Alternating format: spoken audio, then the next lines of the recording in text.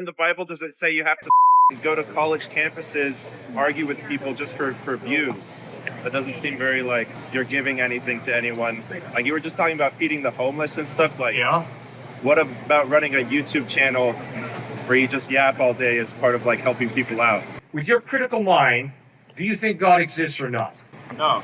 Why? I mean, it's beside the point, though, whether God exists or not. I mean, Really? the main thing is that you try to actually work towards improving society, improving the world around you, and I don't really see people like yourself doing that. Oh, You're really? trying to distract people from the real problems in society and bring them back towards theology, which has done nothing, right, to like advance the struggles of humanity in the last like 100 years, but like keep people pinned down, right? Like the church is the biggest obstacle to people standing up for themselves against oppression. Really? It is one of the main pillars of oppression in that society. Like, how can this all-living God oversee all of this suffering? Like, Yeah. and not sort of allow it, but like, you know, how can you like really just like watch it? You know? Uh-huh. I guess that's. Sort Why of do you care about humans? Well, I guess I'm not sure. I mean, you know, for me, like I have people that I'm close with, I have a relationship with. Yeah. That you know, I can talk to, I can have meaningful conversations with, I can you know, I can care for, I can you know, feel things for, I suppose. Yeah. And I don't know if I have a really definitive answer for that. If there is no God, try and live it out. Cockroach, her, your cat. It just is. She is, the cockroach is, your cat is, my dog is, my wife is. It just is. So it's really hard to say, oh no, but the cockroach has valuable, the cat has value, and she has value. And it's even more difficult to say, but there's a difference between me stepping on a cockroach and me stepping on her. What do you mean? They're both living beings. Cockroach is alive, your cat's alive, she's alive. So, if your cat is starving and she's starving, who should I feed if I have a limited amount of food and money? Should I feed the cat or should I feed her? Why do you live your life the way you do? Why do you attach value to certain people and certain animals? Why? Why? Why? See, ask yourself, examine your life, ask the hard questions. And as soon as you start making moral statements like, that is right and that is wrong, that is valuable, that is less valuable, all of a sudden, you're showing your cards. But the question is, what is real? What is true? Why do you value your cat? Why do you value your sibling? Why do you value her? You see, one of the reasons I believe in Jesus Christ is because he makes so much stinking sense. He says, your cat is an animal. Don't abuse your cat. It's part of God's good creation. But although you can step on a cockroach if the cockroach has invaded your apartment, you cannot step on her because she's a human being created in the image of God. So don't step on her, but if you want to get the cockroach out, step on him and get him out. Because there's a difference in value.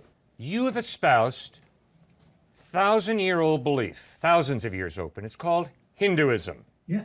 Right.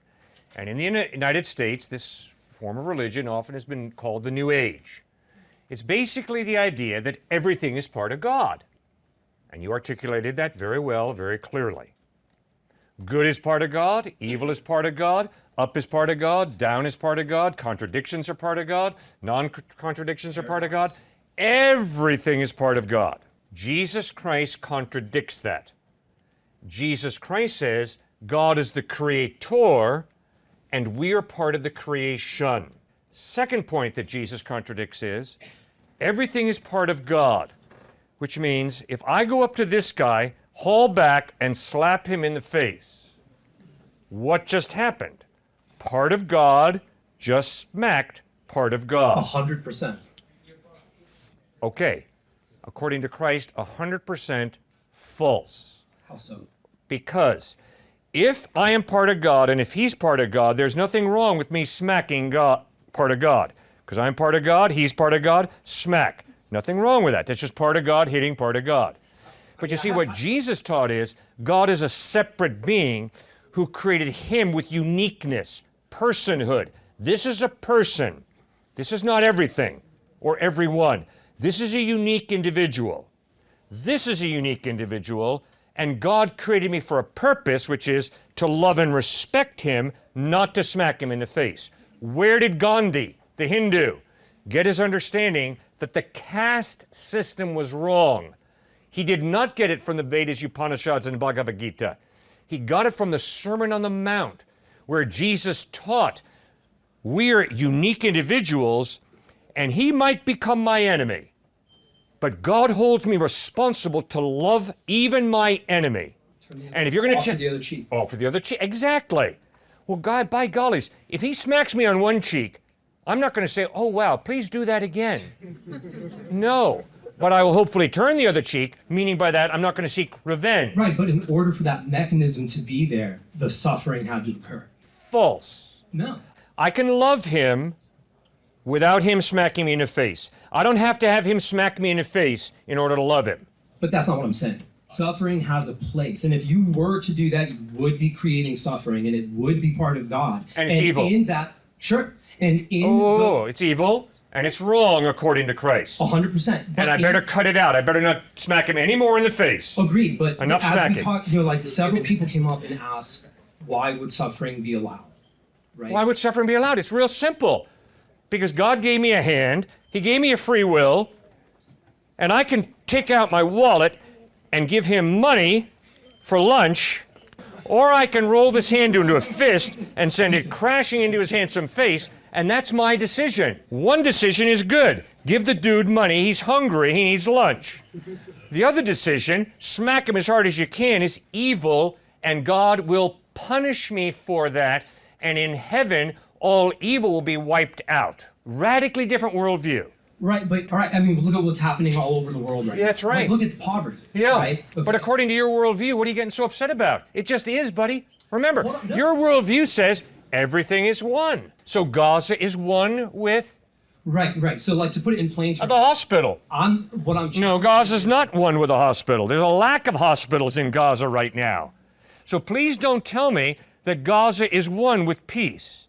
How do you reconcile this with I am that I am? Well, it's very simple. When Moses is standing at the burning bush and he asks God, what's your name? And God says, I am who I am. He doesn't say who. He doesn't say who. He says, I am that I am.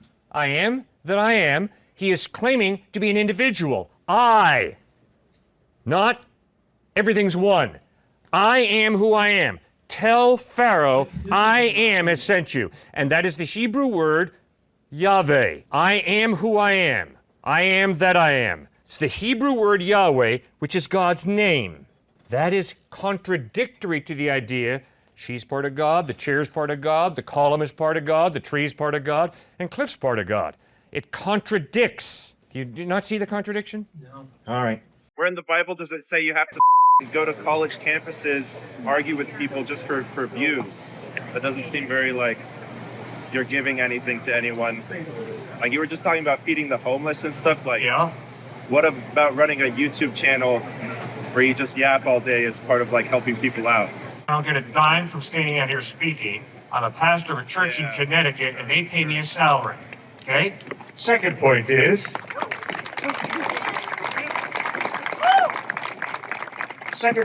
why is work valuable to you? Why is work important? It's how you like show kindness. It's how you show value. What is the basis of kindness and value if there is no God? You're the same as the schizo guy that wanders around with his little dog out here. I don't know if you've seen him. No, I haven't seen him. All right, so I'm getting the drift that you don't really appreciate me standing out here and speaking. May I remind you that we are in a culture where universities are that believe in a liberal arts education, where we believe in the free exchange of ideas, even when we disagree. We live in a culture that teaches tolerance, which means you and I might disagree, but we're not going to be disrespectful to each other. We're going to respectfully disagree. And that's why I appreciate you disagreeing with me and calling me out. So no problem, okay? But you're coming on as if you're a thinker. Great, I hope you are a thinker. You think, and you're criticizing me and analyzing me. It's fine, no problem.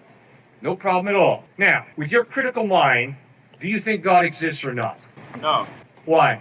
I mean, it's beside the point, though, whether God exists or not. I mean, Really? the main thing is that you write try to actually work towards improving society, improving the world around you, and I don't really see people like yourself doing that. Oh, You're really? trying to distract people from the real problems in society and bring them back towards theology, which has done nothing right to like advance the struggles of humanity in the last like 100 years, but like keep people pinned down, right? Like in countries like Mexico, right? I travel a lot, so I have family there. The church is the biggest obstacle to people standing up for themselves against oppression. Really? It is one of the main pillars of oppression in that society. I know a lot of you guys don't agree with me, but right, because the church is constantly saying, obey authority, just accept the way things are, pray that things will get better, and don't actually struggle against what is keeping you down. Don't actually struggle against the people that are coming and taking all the resources out of your land, that are paying you miserable wages. Just have a good work ethic, right? Have good values, pray, and accept the way things are. And so, yeah, you know, I don't think that you're actually, right, like doing anything to improve, you know, the lot of downtrodden and toiling people. And you're just putting up smoke and mirrors to distract people. Really? Yeah, What's the demographic with the most atheists in the world? probably the wealthy countries. Yeah. Oh my goodness, isn't that interesting? The demographic with the most atheists is wealthy white guys. What's the demographic in the United States that has the highest percentage of followers of Christ? African American women.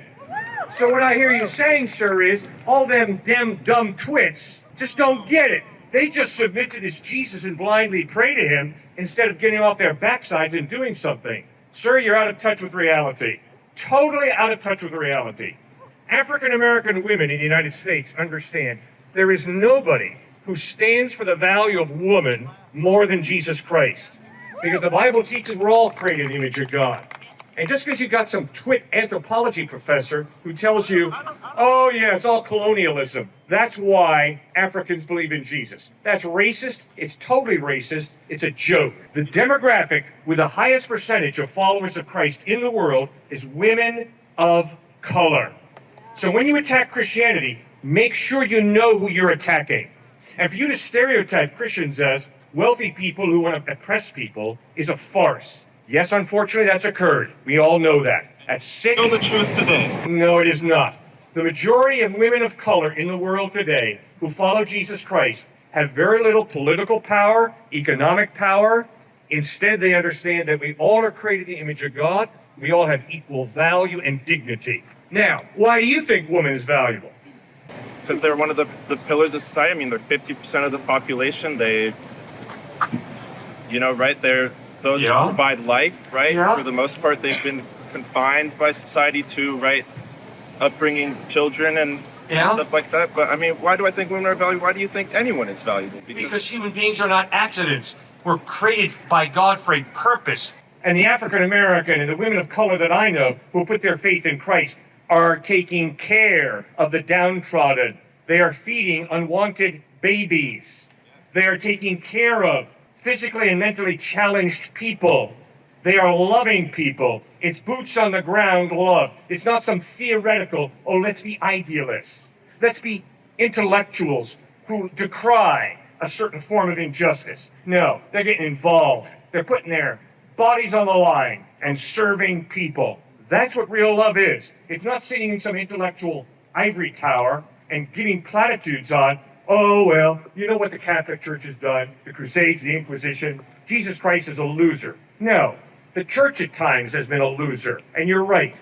The church has done some horrible things that tells you nothing about Jesus Christ. And that's why my African American sisters in the United States are so open-minded and brilliant, because they don't allow a white racist to turn them off to the true Jesus who didn't have a racist bone in his body.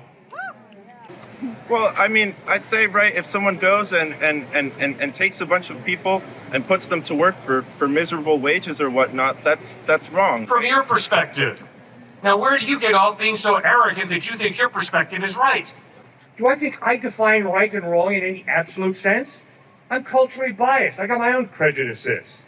But if there is a God who's created all human beings for a purpose and given all of us innate value, then injustice is really wrong because there's a value of justice that is violated. But it's a real value of justice. It's not a value of justice that is defined by the intellectual elite on some elitist university campuses in the United States. Excuse me, don't mean to pop any of your bubbles, but if you believe that kind of rubbish, you're in trouble. Justice is not defined by UC Davis or Harvard or Stanford, even Stanford.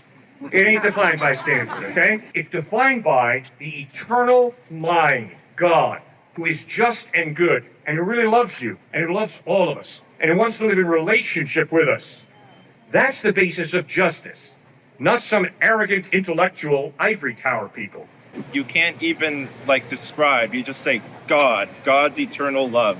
There's a mind, an eternal mind, that exists before your mind and before my mind. And it's that mind that has defined goodness and justice throughout eternity. But if there is no God, you know who defines right and wrong. The human mind.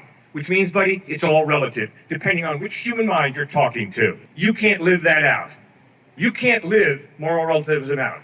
You can't tell me today it's wrong for me to murder, but maybe tomorrow it's good for me to murder. It's all relative. Was Luigi Mangione right to kill that healthcare CEO? Well, what do you think? Yes. That guy was a parasite that actually hurt people, that actually did wrong. Have you ever hurt anybody? Have you ever hurt anybody? Emotionally, maybe, Oh, maybe? You know very well that I've hurt people and you've hurt people. And let's not act like some self-righteous twits. We both have done wrong. I'm a dirty, rotten sinner. And guess what? Hate to break it to you, so are you. To act like, oh, I'm superior, I'm really good, and I hope all you nitwits will get your act together and be good like me. That is self-righteous arrogance. And that is what Jesus attacked most personally in the form of the Pharisees. No, at times I do good, at times you do good. At times I do evil, at times you do evil. We're mixed up kids. And Jesus comes to mixed up kids like you and me and says, come to me, I want to give you my grace, my love, I want to change you. From the inside out, you've got to be able to deal with sin. Why? Because of Ukraine. Why? Because of Hamas and Hezbollah and Israel. Why? Because of divorce and racism, sexism, chauvinism, abused children, because of date rape, even at UC Davis of all places. And if you can't diagnose the problem accurately, if you think it's simply of, oh, your lack of education, your lack of money, your lack of a good environment, if you think that's the problem, you are naive. Jesus Christ says no. The problem is right in your heart, right at the center of your being. And that's why I'm convinced that although education is good, and although money is good, and although a good environment is good, it's not going to address the basic human problem, a twisted heart, twisted motives. And that's why Christ bled and died on a cross, to pay the penalty for our sin, to forgive us, and to give us eternal life. My theory is he probably lied, but it was made in good faith. And I think it was one of the greatest lies ever told. But he did it for God. And, you know, he's probably in heaven now because of that. But I don't think he was physically, in a sense, the divine son of God. I think he was a really talented magician. He was a talented magician? Yeah, I think I think he probably had a twin. He had a twin, a doppelganger. Kind of like Trump has a twin? A double. Those are all fascinating ideas. Maybe he slept with his mother, Mary. I mean, many people believe that. What is the evidence there, though? Because if you're just going to say, why can't we just detach him from God, and let's just say he was a good moral teacher, well, then you're going to have to drop all the evidence around his claims to be God. And why did so many people buy into, after his resurrection especially, thousands of Jews all of a sudden start believing that he was God? I mean, it's just like Bono of U2 talked about. Liar, lunatic, legend, or Lord. And all the evidence stacks up to, in my mind, he's Lord based off of how, Stuart? Just because your Sunday school teacher when you were 3 taught you that? No, I hope hopefully more than that. I think based off of the 8 sources we have, much of that spanning right to the Gospels, and then also sources outside of what we have of those different books and historical documents in the Bible, whether it's from Josephus, Celsus, Tacitus, art, archaeology, all talking about his claims to be God. So you could say that he wasn't God, but it's hard to just say that he was just a magician, that he had a twin, that he slept with his mother somehow. Well, I mean, I think that theory is even, there's more evidence behind that theory than one where he had a twin. I've never even heard before that he had a twin. Well, there's more evidence for that than if he was the son of God. I've never seen anyone get resurrected. Why should I believe that it happened 2,000 years ago? That's not putting your faith in God. That's putting your faith in the passage of human knowledge. And I do not trust that whatsoever. Excellent. I totally agree. But if there is a God, then I would think it's rather easy for him to pause what we view as the natural law and raise his son from the dead. I think that would be very easy, actually. And so in light of the fact that 400 million people in Asia alone claim to have experienced miracles in the supernatural, I don't think it's a ridiculous leap to say that the supernatural occurred 2,000 years ago with the resurrection. All right, Stuart, but what in the world is the evidence then? All right. One, every scholar across the nation would say that Jesus existed, right? Pretty much. Two, vast majority, about 98%, said that he died on a cross. All right, we can go there. Thirdly, the majority believe that he was buried in a well-known tomb of Joseph of Arimathea, who gave up his reputation. He was high up in the Sanhedrin, as well as Nicodemus. Something about them, they were willing to turn it all over just to bury Jesus. Fourthly, women were the first to the tomb. They would have been completely discounted their testimony in a court of law. And so why would the disciples not have changed that to make this seem more like, hey, it really happened? Let's say men were the first to the tomb who discovered him. Fifthly, the disciples, every scholar agrees, for the most part, say that these disciples had some type of crazy interaction with who they thought was the risen Christ. You could say it was actually Jesus, or you could say they all hallucinated, they were all on DMT trips or mushrooms of some sort, and they had this crazy hallucination. You know, that sometimes happens when you suffer and you have these dreams and revelations when you're suffering. Could be. But then all of a sudden you had even more encounter and these radical life changes. So that's number 6. Radical life change. All of a sudden, his half-brother James, who again, huge leader in the early Sanhedrin, gives up his life when his whole life he was calling his brother crazy, a lunatic for claiming to be God. But now all of a sudden is willing to die for this claim? What about Peter? All of a sudden went from denying Jesus to a 4-year-old schoolgirl to all of a sudden be willing to die upside down on a cross? Endless amounts. And then lastly, what in the world? How do you have overnight thousands of Jews becoming Christians? They would have had way more hoops to jump through to believe in something like the resurrection than us in our scientific day and age. I'm dead serious. We in our scientific age say, oh no way that could happen. They would have expected a general revelation at the end of time, and they never would have expected this suffering servant. They would say, no, a political, powerful leader would come and upend the Roman Empire. So if you don't believe the resurrection occurred, or you don't believe that Jesus claimed to be God, or you don't believe in the Christian movement at all, I just would need to hear historical evidence for a better conclusion. Well, I don't think this debate is very important. I think we could go in circles round and round and we'd never come to a concrete answer. Well, no, what is the historical evidence, though? Well, okay, I That it didn't can't happen. give you any. You can't give me any that it did happen. Any I just gave you physical. I just gave you 10 lines. No. But witness testimonies. Uh-huh. That's not pure evidence. Like archaeological evidence, I would need to see some sort of that. I can't really give you the best answer. What I'm really wondering is why it's important for me to believe that rather than to believe that the miracle of God, that God is. All right, do you know that eyewitness testimony is still the #1 line of hardest pieces of evidence in the court of law? I always thought it was DNA evidence. Eyewitness testimony is higher. So we have the best form of evidence, even today, back then, to Jesus having existed, his claims, and actually having been raised from the dead. So don't ever let anybody come to you and say, oh, it's just eyewitness testimony. No, that's the #1 line of evidence, even today in the court of law. It's pretty cool that God gave us the #1 line of evidence. It could have been a bunch of people in a circle and they all agreed to tell the same lie. And, Yep. Still in good faith, it was still for a good reason, but it doesn't make it true, and it doesn't have to be true in order for you to believe, I think. Okay?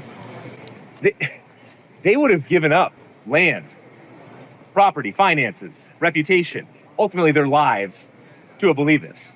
So if you're going to go with that line of thinking, you're going to have to say, and they would have died for what they knew to be a lie. Nobody dies, any psychologist will tell you that, for what they know to be a lie. They'll die for some great ideology, but they're never going to die for what they know to be a lie. And so why just overnight, with thousands of people and hundreds of eyewitnesses, just say, hey, let's all get together and make up this fanciful story where we're going to give up all of our land, property, all of our relatives, and our very lives just for the sake of this great story? I think you'd agree that it's the most convincing idea of after death. You know, it's if we don't have a justification, if there's no punishment for doing evil, doing sin, then, you know, I can do whatever I want.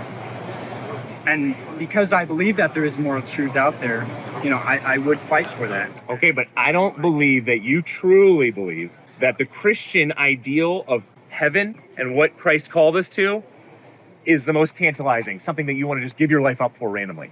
No, he said you have to hate your father and mother to be my disciple. He said, let the dead bury their own dead. He said, it's tremendously offensive. You are a dirty, rotten sinner, so much so that I had to die on the cross for you. There's nothing about that to me. Maybe for you, if you're masochistic, I am not a masochist. There is nothing about that that jives with my pride. My pride says, no. Hate my father and mother in terms of paling in comparison and worshiping you. Worshiping you? No. Giving up my life to serve you? No, you calling me a rotten sinner? No, nothing about that. I don't want to die for that. And so it wasn't just some great ploy or hoax where, hey, let's get all people together. We're going to believe in judgment, sin, these offensive narratives that Jesus is pushing, but let's just say they're okay. And let's just all die for it. There's no historical evidence behind that for having happened. Secondly, I don't think it's tantalizing or attractive. I think eternal life is, but a lot of what Christ taught, there's a reason why so many followers even were taken off. But look at John chapter 6. Look at his ascension. How many people doubted and then said, whoa, too much. That's too radical for me. I'm taking off. I think he had a very good way of articulating it that was enough in order to convince those men to do those things. Okay, but if you're going to say he didn't resurrect from the dead, he is not the way, the truth, and the life. You're leaving out the main part of the whole story. So you have to say, moral teacher, but he was also a lunatic. He was a schizophrenic, unmedicated. So I mean, you can't just say he is the way, the truth, and life, but, oh, by the way, the miraculous didn't happen, and the resurrection definitely didn't happen. No, he was claiming this his entire life. So you can't call him the way, the truth, and the life, and then say, oh, well, the 90% of the stuff that he was saying about the resurrection and I am the way, the truth, and the life shown through the resurrection, that didn't happen. And somehow he's still, though, the truth, the way, the truth, and the life. You have to discount it completely. See, everybody back then came to Christ either and worshiped him, wanted to kill him, or ran from him. Never did anybody come neutrally and just say, oh, you're the truth, and that's kind of chill, and that's my truth. It's my subjective truth. No, he made too many drastic, intense claims to have left it there. I think it's possible that someone could give up their life in order to do the right thing. I mean, look at all the good that Christianity has brought us in the last 2,000 years. Yes. You know, it has also brought some bad for extreme cases like the Crusades and whatnot. But, you know, in the grand scheme of things, it's been very good. Do we have to believe that that miracle happened in order to believe in the way, or can we not just say, I believe in this is the right thing? Well, if you believe that Jesus is the Son of God, then you could say that there's objective truth. But if Jesus is not the Son of God, and he did not show that through his resurrection, and if there is no God, then you can't make this truth claim. You can say, in your point of view, this is cool, this is great, but there's no objective truth out there. And so for you, it's so disingenuous for me to just say, hey, what's your favorite hobby? Drawing, all right. Okay, if I say, you don't really like to draw, I mean, it doesn't really matter. So I'm just gonna take this side of you, this Jasper, and leave out your greatest loves and desires and what you stand for. Well, that's what you're doing with Jesus Christ. You're saying, Jesus, you're pretty cool. You give some cool truth. You know, you're the one who made kindness cool in the Roman Empire. Nobody ever thought of kindness or love in the Roman Empire. But you know what? Your claims over here, the resurrection, and this big part of you, claim to be God and you are God. Let's just chill on that. That's a little too intense for me. That's a little too radical. Do you see how offensive that is and how impossible it is to do that to a person? Because so much of your very makeup, you say you love your family the most more than anything. Well, first of all, that's very fragile to turn them into God. But then secondly, it's very disingenuous if I were to say, hey, Jasper, I don't really care about that side of you. Your family doesn't really matter. I'm just going to take this side of Jasper. Yeah, you could argue, you could talk to God, and God is Jesus, but we're going to disagree on that. Yep. I think it's the Christ on the cross. It's a metaphor for God dying for your sin. I think it's a beautiful metaphor. Okay, that's beautiful. Please look into the evidence of the earliest writers outside of the Gospels who talked about Jesus Christ. Please look into the expansive evidence of what the earliest creeds and church fathers talked about that spread around the entire known world that started within days after his death. If you look at all that evidence and just say, it was all made up, it was all a hoax, it was all a joke, no, they didn't really write that, no, they didn't really die for that belief, no, they were all charlatans, all 1,000 of them, it's more than that, eyewitnesses and eyewitness testimony, well, fine, land there, discount the historical evidence. But you can't be a genuine truth seeker and say, no, I understand a lot of it's there, but still, I just want to say the cross and him dying on the cross is metaphorical. It never happened. I'm not saying it never happened. Okay. I believe in the metaphor. I believe in the metaphor's meaning. I believe that it all happened, but there is an explanation for everything that happened. Other than that he was the divine Son of God. Okay, what's that explanation? Well, I gave you some, like the twin or All right, but if you're going to be an honest like when he was a child, he had a clay bird and he turned it into a real bird. It's like that's kind of your Muhammad, classic. actually. But yes, yeah. Oh, really? Yeah. But you understand? Yes. Those kinds of explanations, I don't have the capacity to give you every single one of them, but I think that there's just need evidence, though. There's a possibility that it exists. Yes. And there's a possibility that he was the Son of God. Yes. But instead of arguing about which one of those were true, we can both look at each other and acknowledge that we both believe in the way that he taught. Okay, but what did he teach? Did he die? Did he rise from the dead? I'm sorry, you and I cannot just look at each other and say, it's cool, man. Whatever you think about it, whatever your interpretation is, let's just roll with that. No, you respect what I'm saying right now. You're listening closely and believe that I am speaking about something that I truly believe in that comports to reality. That is truth. That which comports closest to reality. All right, you're respecting me. You're not saying, Stuart's he's just speaking in metaphor right now. No. Stuart's, he's just out here just dancing around all different types of ideas. No, you're taking what I'm saying seriously. Well, we have to take what Jesus Christ said seriously. We can't just look at the Gospels and say, it's all metaphor and he's just talking and blabbing about how he's the Son of God, but he didn't really mean it. No, in order to take Christ seriously or anybody seriously, you better look at the words, you better read in context. You better see what other people said about him. And then you better decide, all right, am I actually going to worship this man who claimed to be God? Or am I just going to say, no, it didn't happen based off of the evidence that I've found? But I have not heard any evidence from you about the alternatives. And so I think there's something emotional here going on. Usually if somebody just makes up these different ideas without any evidence behind them, it's usually not really an intellectual thing. It's more of an emotional bias in order to get out from underneath the tough, challenging claims that Christ makes. 2,000 years ago, it can be convoluted. It can be lied through. Absolutely. But there's nothing today, there's nothing in this moment right now that could prove that as a possibility. Yeah, what can you prove in this life other than a few mathematical experiments, maybe? Next to nothing. You can't prove why you go to school here. You can't prove why in the world you're wearing a hat right now when it's so hot out.